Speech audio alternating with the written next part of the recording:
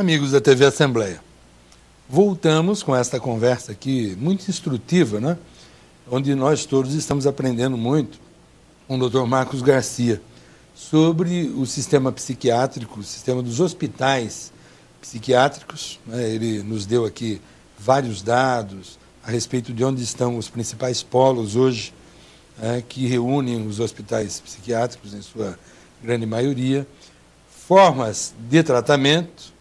Falou também conosco sobre o Flamas, que defende uma reforma hoje no sistema psiquiátrico e tecendo comentários, sobre conceitos, o que é efetivamente a patologia psiquiátrica e como tratá-la nos dias de hoje, na sociedade contemporânea. Porque isso já foi tratado no passado às custas do isolamento, da segregação. O Dr. Marcos tem uma outra proposta, uma outra visão, que, aliás, não é só dele. Existe um conjunto de pessoas hoje que atuam no fórum, não é? Pela reforma psiquiátrica e que defendem uma outra fórmula para se tratar os doentes psiquiátricos, os doentes mentais, né? As pessoas com problemas psiquiátricos. Mas, Dr. Marcos, uma curiosidade. Eu já observei, que lá na sua luta na região de Sorocaba, por exemplo, o senhor já esteve na Câmara Municipal de Sorocaba conversando com os vereadores da Câmara Municipal. E naquela oportunidade, o senhor falava, inclusive, em uma mudança na fórmula de tratamento, inclusive com o fechamento de unidades psiquiátricas já obsoletas, né? Que ainda utilizam um método de tratamento totalmente ultrapassados, anacrônico. Né? E aí existe um pessoal mais conservador que ataca ou se defende dos seus argumentos saindo pelo senso comum, dizendo, olha, o Dr. Marcos está equivocado porque se viéssemos a fechar as unidades psiquiátricas, onde que você, por exemplo, que tem uma pessoa na família com distúrbios psicológicos, mentais e tudo mais, trataria esse paciente? Não é? É uma pergunta que se faz. Claro. O senso comum, muita gente imagina que só tem uma forma de se tratar um seu familiar, por exemplo, com distúrbios psicóticos, por exemplo, né? Que é os velhos manicômios, os velhos hospícios, os velhos hospitais, os hospitais que ainda utilizam os métodos antigos, da camisa de força, das injeções, não é verdade? Como é que nós enfrentamos o debate com esse senso comum? Claro, isso é importante.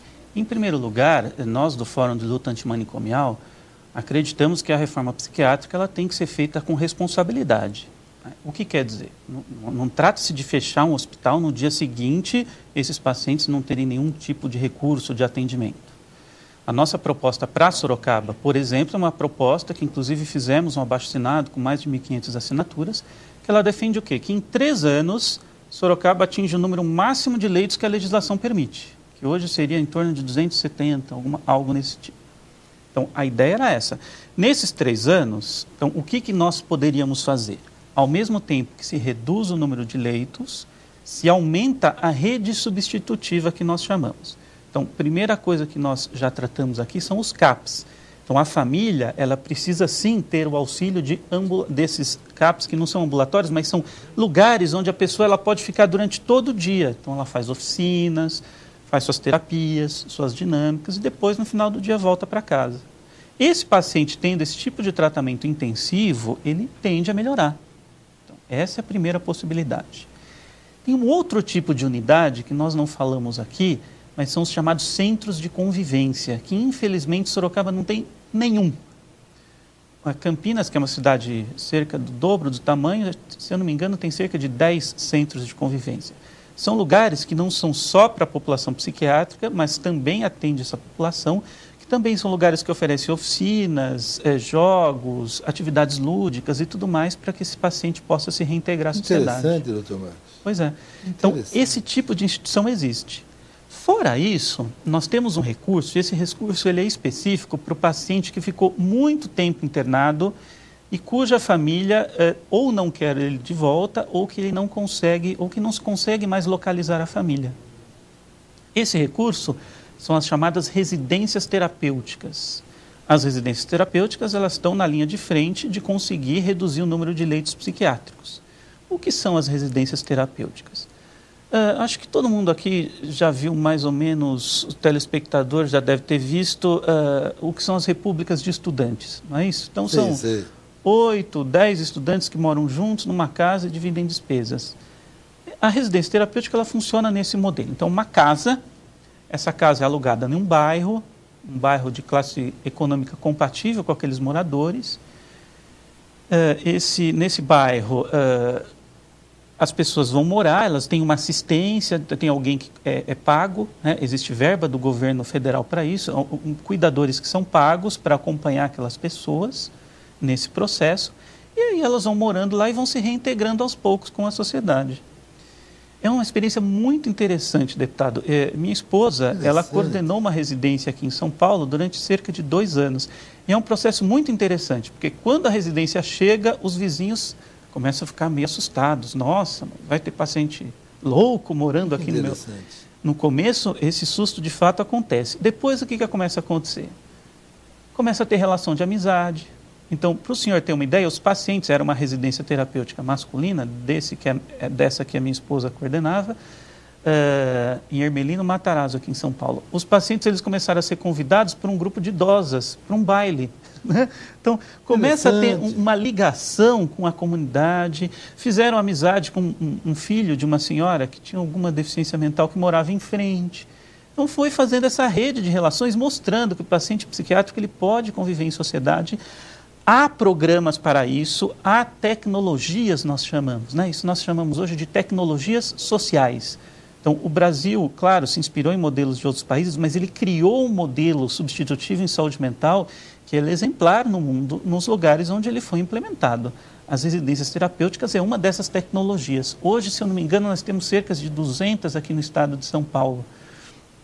Esse número pode ser maior, eu não tenho ele muito claro em minha memória. 200 residências terapêuticas no estado de São Paulo. Interessante, então, não a cada disso, 8, 10 pacientes, às vezes um pouquinho mais, um pouquinho menos, em média 8, se monta uma casa, moram 2, às vezes 3 em cada quarto, e eles vão tendo essa vida e vão se reabilitando aos poucos, se socializando aos poucos.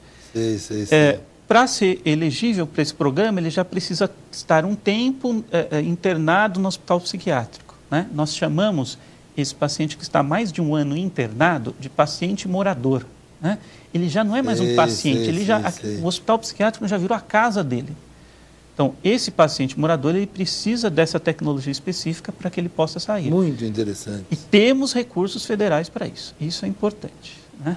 Muito interessante. Agora, eu gostaria de saber o seguinte, do alto de sua experiência, ao longo desses anos, que o senhor tem pesquisado esse segmento, tem se envolvido, inclusive, com os estudos, e mais do que isso, né, com grupos que hoje também comungam dessa filosofia de você mudar radicalmente a forma de tratamento, né?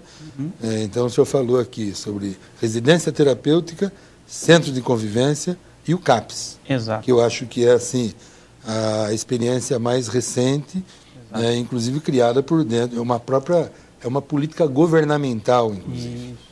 Não é verdade? Então, são alternativas. Existem alternativas aos antiquados hospitais, hospícios, hospitais psiquiátricos, aos velhos hospitais psiquiátricos. Exatamente. Que servem mais para dar lucro para alguns gestores capitalistas do que efetivamente para curar as pessoas que necessitam de tratamento. Exatamente. Uma curiosidade. Ao longo dessa sua experiência, existem nesses hospitais psiquiátricos, por exemplo, pessoas portadoras da patologia síndrome de autismo, por exemplo, sendo tratadas em hospitais psiquiátricos? Olha, eu não sei responder com precisão essa pergunta, deputado. Na verdade, quando nós fizemos esse levantamento, nós não temos dados fornecidos diretamente pelos hospitais. Por exemplo, nós não conseguimos ter acesso aos prontuários, porque na medida em que esses donos de hospitais, eles nos reconhecem como críticos desse modelo, eles não nos facultam acesso aos prontuários. Os dados todos. Sim, sim. Entre os mortos dos hospitais, e aí a gente tem um número grande de mortes, que é um assunto importante de ser dito, o autismo não aparece como uma categoria psiquiátrica prevalente entre esses mortos. Mas eu não duvidaria que houvessem, sim, pacientes com quadro de autismo grave sendo ali atendidos. Só não posso afirmar com precisão. Eu perguntei a propósito porque há tempos atrás, há cerca de um ano atrás, eu apresentei um projeto de lei nesta casa, consegui aprovação por unanimidade no plenário da Assembleia Legislativa e, posteriormente, infelizmente, o governo vetou. Trata-se de um programa de atendimento integral às pessoas portadoras da síndrome do autismo.